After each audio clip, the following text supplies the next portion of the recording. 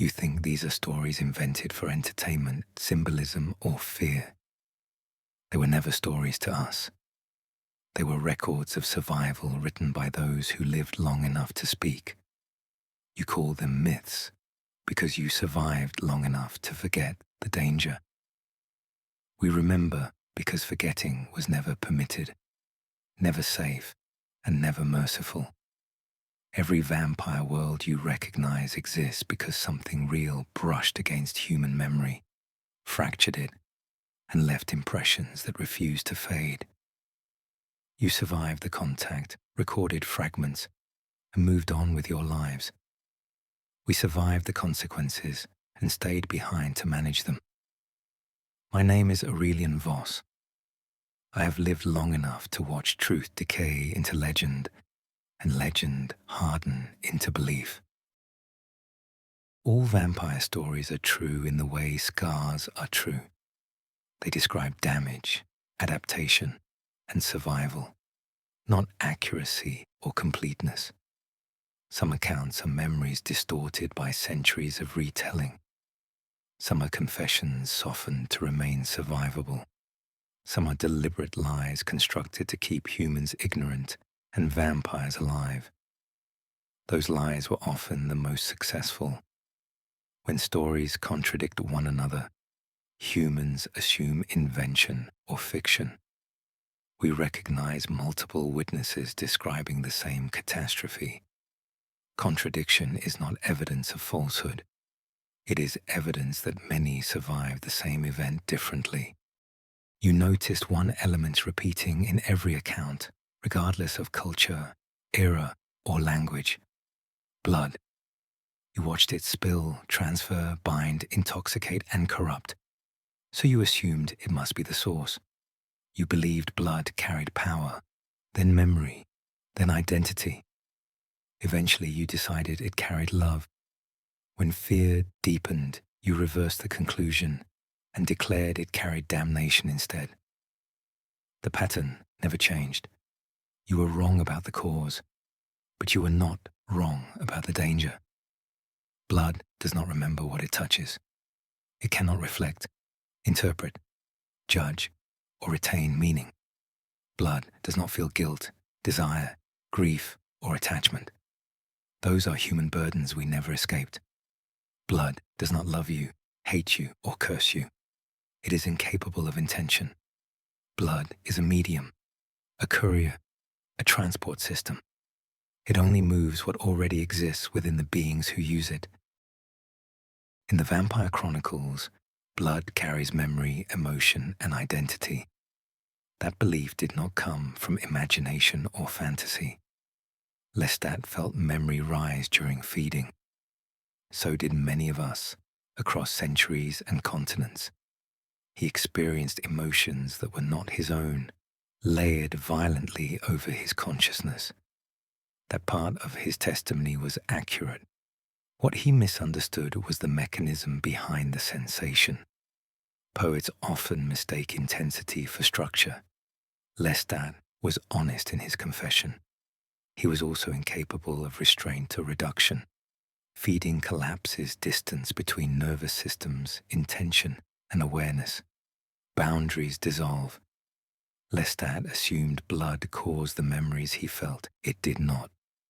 Blood was the bridge between minds. The mind itself was the source. Intensity creates illusion. Proximity reinforces belief.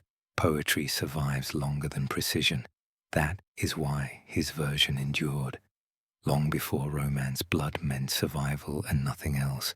It marked the boundary between living and dying. You watch life leave the body through it, and sometimes return. You watched us steal it back when nature failed. That terrified you. So you elevated blood into something sacred or cursed.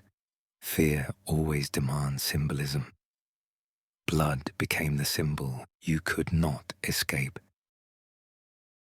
In Dracula, blood is invasion, corruption, and contamination. A predator crossing human borders. That fear was not imagined. It was remembered poorly. You saw people change after feeding, in behavior, temperament, and impulse. You named it evil. You lacked language for biology and imprinting, so you borrowed theology. The explanation satisfied fear. It did not explain reality. Blood carries intention when intention is strong enough, especially ours. It moves emotion, dominance, and imprint between minds, not memory itself. This is why bonds form, why obedience emerges. This is why hunger is mistaken for love and love for fate. Both are errors. We call this process imprinting. Humans never named it correctly. You felt intimacy during feeding and named it love. That was convenient.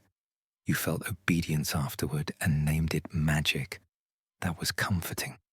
You felt loss of self and named it possession. That was explanatory. You felt fear watching it happen and named it damnation. That was protective. Names exist to simplify terror. Accuracy is secondary. We did not correct your misunderstandings. Correction would have exposed us. Fear maintained distance. Distance maintained secrecy. Mystery was safer than clarity for humans and vampires alike. So we preserved it. A lie that protects long enough becomes tradition, then doctrine. Eventually, even we forgot where truth ended and strategy began. Blood never remembered you, judged you, or condemned you. It never could. It only carried what we impressed upon it through hunger and intent, nothing more. Memory is the true burden of immortality, not blood. Blood is only the ink, easily spilled, easily misunderstood. We were always the ones writing the story. You shouldn't be here, not because you're unwelcome, but because you listened past the point most people know to stop. That instinct you ignored, the one that said this feels different. That instinct has kept your species alive far longer than its intelligence ever has. You're past the safe part now. You've heard enough to realize these stories don't agree with each other, and enough to understand that the disagreement is intentional. Humans love asking what vampires are. Very few ever ask who benefits from the answer. You are starting to ask that question, which is why I'll say this once, and only once. If you're looking for comfort, if you want clean mythology, clear villains, and rules that never contradict themselves, you should leave now. Do not subscribe. Forget this episode. Let your mind smooth it over into entertainment, because what comes next dismantles the stories that protect you.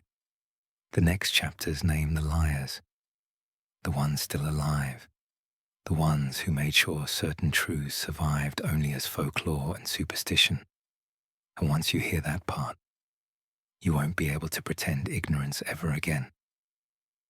So understand what subscribing actually means. It means choosing to listen to an immortal who remembers the world before it learned how to lie politely. It means following a record that was never meant to be complete, because completeness makes people dangerous. I'm not asking you to stay. I'm daring you to decide whether you're the kind of person who turns away once they realize the story isn't about monsters, but about witnesses. I'll continue regardless. History always does. The only question is whether you'll hear the rest of it or spend the rest of your life pretending you didn't almost understand.